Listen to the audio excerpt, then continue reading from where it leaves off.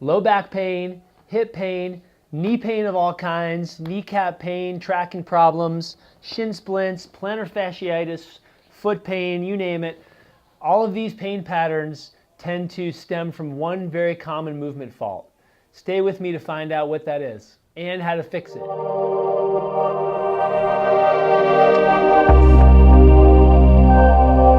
Hey you guys, welcome back to StabilityWOD. Yesterday we talked about this dysfunctional pattern of the toe pointing out and the knee pointing in. Now that was an extreme example. With a lot of athletes I see much more subtle variations of that, but it ends up manifesting in the same way.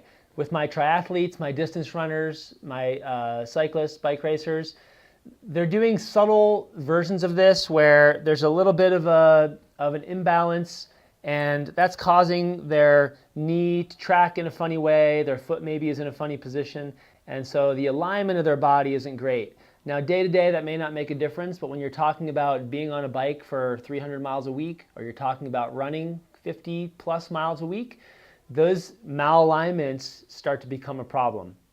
So there are a couple of really common areas of weakness that lead to this instability, where the knee tends to deviate in, the foot tends to pronate, etc. Now, I want to come back to this idea that I talked about a while ago, where a lot of this stuff actually starts from the back, the low back. So I always take a look at the low back before I do anything else. And that's because, as I said before, the low back is in charge of all of the activity that happens downstream in the leg, the hip, the thigh, the lower leg, and the foot.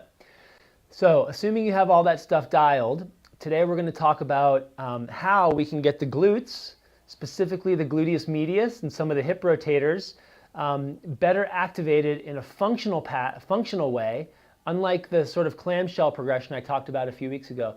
To get these activated in a more functional way, to start getting that knee tracking more to the outside again. We'll come back and figure out how we're going to straighten out the foot, but today I want to focus on the hip. This is so easy to do, you can do it with your dress clothes on. So I'll meet you out in the gym and show you how to do it. So this is a great contrast. We have a little mobility over here, opening up the hips so that they're flexible enough to actually do this stuff, to get the knees tracking where they need to track. What I'm going to show you is the stability part. So I'm going to take this loop of band. It doesn't have to be this color or this kind. It has to be tight enough to challenge you. I'm going to loop it around my ankles. And I'm basically going to do some side steps. Now there are a lot of pitfalls with this movement because it's very easy for us to substitute with other muscles like our hip flexors and other things except for the muscle we want, which is our glute medius. So ideally you're feeling this right here in your upper outer glute. Now, as I start walking sideways, the band around my knees, the first thing I'm going to do is make sure that my feet are straight, if not toed in slightly, because I don't want to fall back into that pattern of toeing out.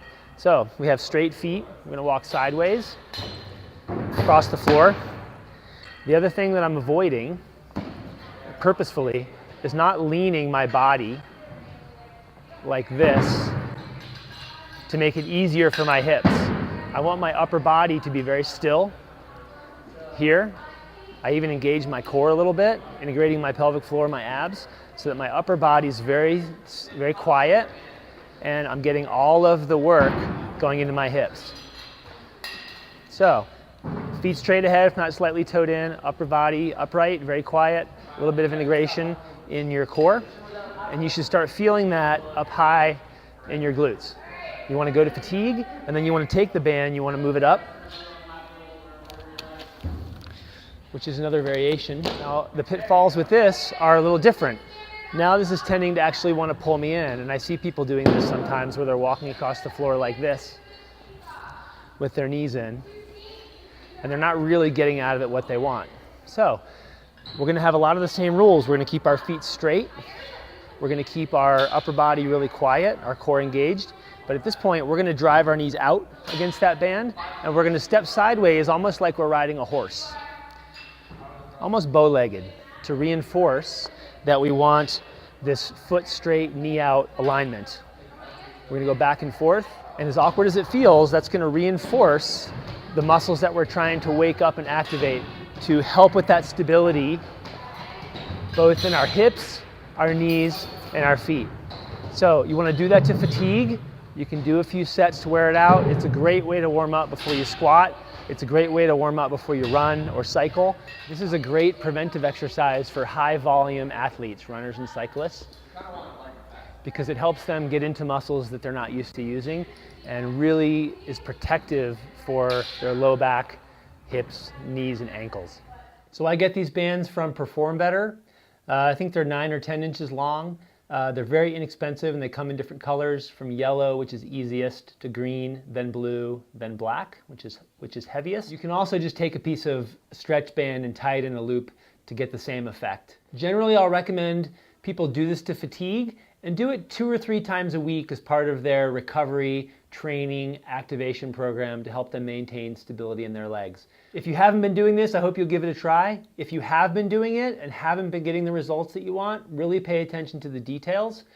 If you have any comments or questions, as always, please leave those in the comments box below. If you liked what you saw today, please click the like button. I hope you'll share with your friends. I really hope you'll take a second to subscribe, and we're going to continue down this road with this theme tomorrow of fixing this super common biomechanical fault that affects so many things in our bodies. Thanks for tuning in to StabilityWOD, and I'll see you tomorrow.